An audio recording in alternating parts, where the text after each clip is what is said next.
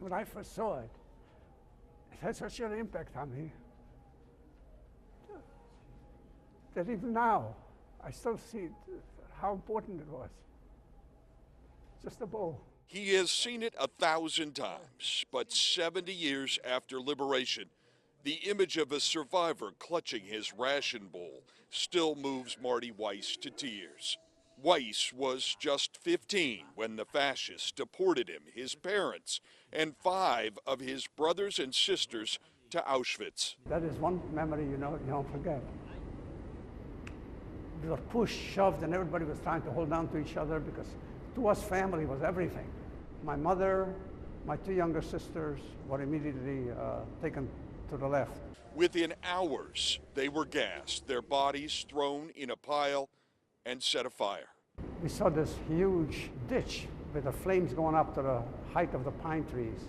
Those are our families that are being burned because the crematoriums were so, volume was so great that they couldn't handle it. For 55 years, Weiss refused to even talk about it. This gallery of pictures come from one city. Until he started volunteering at the Holocaust Museum. Did you ever cry? No, oddly enough. I mean, even in the years since? Oh yeah, now I do. Now even when I speak about it, I tear up. Weiss spent just over a week at Auschwitz before the Nazis moved him by rail to Austria to carve tunnels in mountains to hide the German war machine. 5,000 men in a barrack.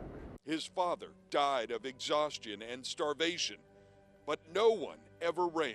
If somebody escaped, the next morning they would take the company of men, line them up, and go down and shoot every 10th person.